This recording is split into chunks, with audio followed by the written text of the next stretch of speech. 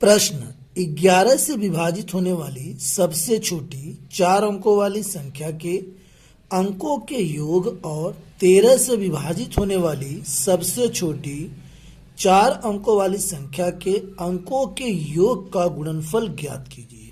Option A 1, B 2, C 3, D 4।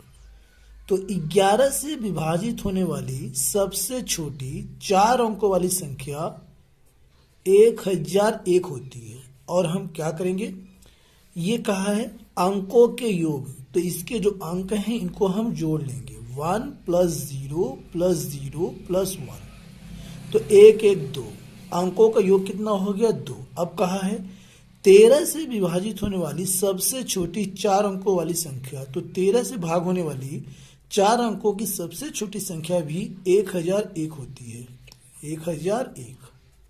तो हम क्या करेंगे, इसके भी अंकों को जोड़ लेंगे 1 + 0 + 0 + 1, कितना आ गया 2।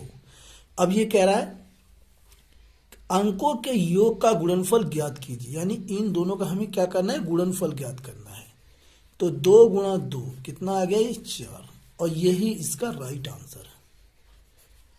ऑप्शन ए गलत है, बी 2 ये भी गलत है, सी 3 ये भी गलत है, डी 4 यही इसका राइट आंसर है।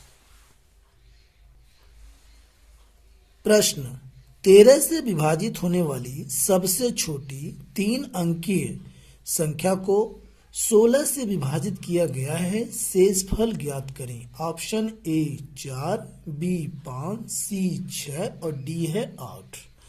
तो 13 अंकों से भाग होने वाली 3 अंकों की सबसे छोटी संख्या 104 होती है। कितनी होती है, 104।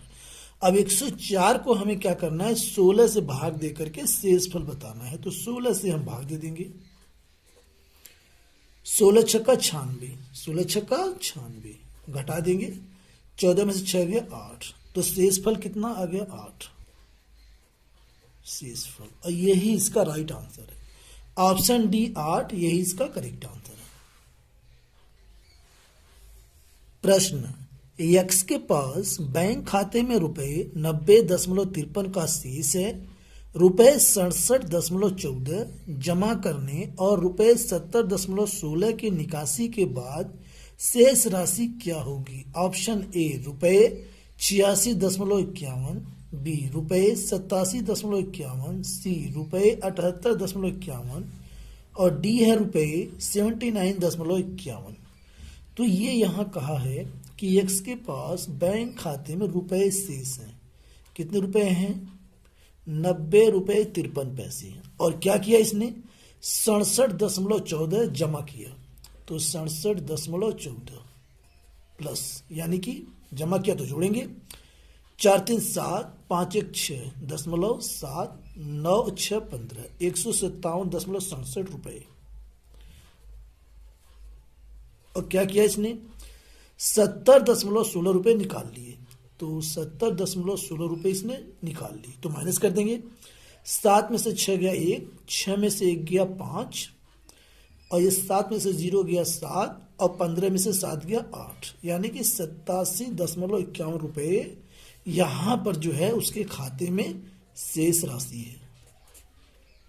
तो यहाँ ऑप्शन हमारा बी 87.51 रुपए यही इसका राइट आंसर है। प्रश्न निम्न में से कौन सी अभाज्य संख्या नहीं है। ऑप्शन ए 1001, बी 1301, सी 1601 और डी 1901। यानी ये कहा है प्रश्न में कौन सी अभाज्य संख्या नहीं है, इसका मतलब है कि हमें ये बताना है कौन सी भाज्य संख्या है। तो यहाँ पर पहले ए को चेक करते हैं।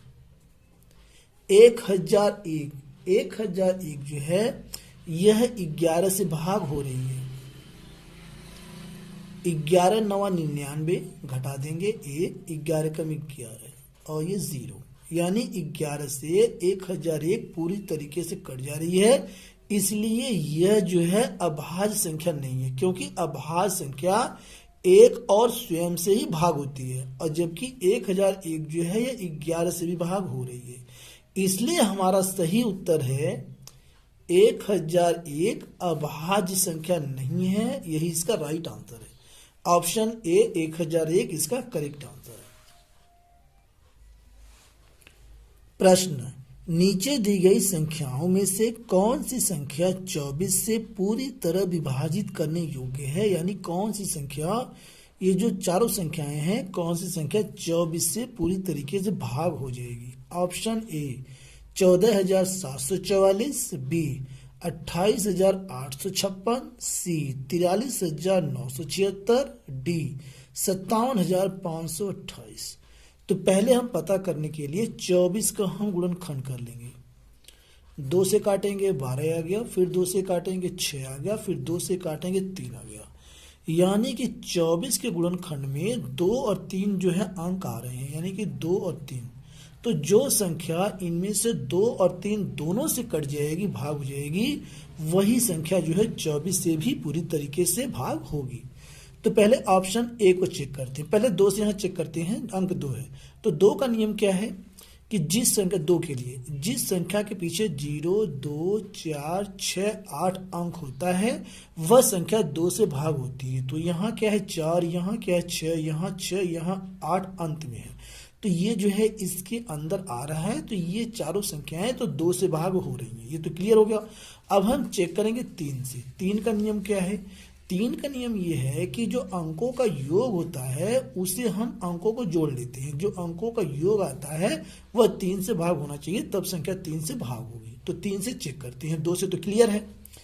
4 1 5 7 12, 12 4 16, 16 4 20, 20 जो है 3 के पहाड़े में नहीं आता है, ये भाग नहीं होगी। अब यहाँ चेक करते हैं बी को। 8 2 10, 8 18, 18 5 23 6 29, 29 भी 3 के पहाड़े में नहीं आता, ये भी कट जाएगा। अब सी को चेक करते हैं। 4 3 7 9 16, 16 4 20 3 23 6 29, ये इसका जोड़ भी 29 आ रहा है, ये भी 3 से भाग नहीं होगी। अब चेक करते हैं डी को।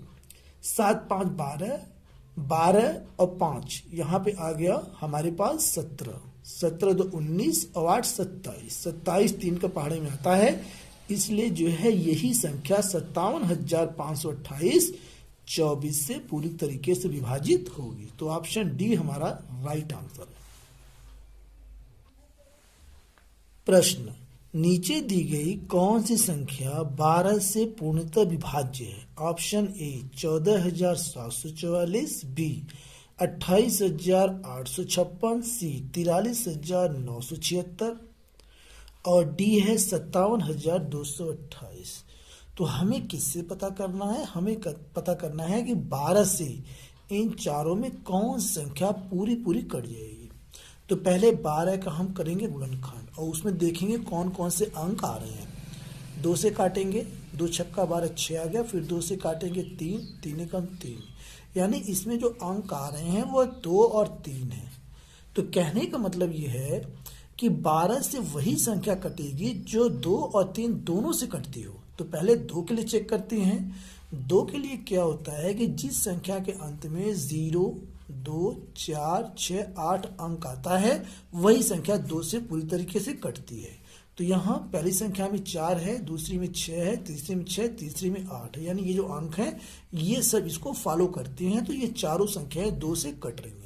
बट हमें 3 से चेक करना है। 3 के लिए क्या करना होता है कि ये जो संख्या है इसके अंकों को हम जोड़ लेते हैं और इसका जो जोड़ है वह 3 से भाग होना चाहिए, यानी 3 के पहाड़े में आना चाहिए। यदि आता है तो भाग है और नहीं आता है तो भाग नहीं है। तो यहाँ हम चेक करते हैं पहली संख्या को। 4 1 5 7 12 और 12 4 16 4 20, यानी 20 3 के पहाड़े में नहीं आता, ये कट जाएगी। पहली संख्या 3 से भाग नहीं होगी। तब यह जो है 12 से भी नहीं होगी। बी चेक करते हैं। 8 2 10, 8 18, 18 5 23 6 29, 29 3 के पहाड़े में नहीं आता है, 3 से नहीं कटेगा, तो 12 से भी भाग नहीं होगा। सी को चेक करते हैं। 4 3 7 9 16, 16 4 20 3 23 6 29, ये भी 29 है, इसका जो जोड़ है, तो यह भी जो है 3 से भाग नहीं होगी, तो 12 से भी भाग नहीं हो पाएगी। अब चेक करते हैं अंतिम संख्या डी। 7 5 12 और 12 2 14 और 14 2 16 और 4 20 4 24, 3 के पहाड़े में 24 आता है, 3 2 24। तो संख्या हमारी जो डी है 57,228, ये 3 से भी भाग हो जाएगी, 2 से भी होगी और 12 से भी भाग हो जाएगी, जैसा प्रश्न में कहा है। तो यही संख्या हमारी 57,228 12 से पूरी तरीके से विभाज्य है और इस क्वेश्चन का ऑप्शन डी राइट आंसर है। Thanks for watching.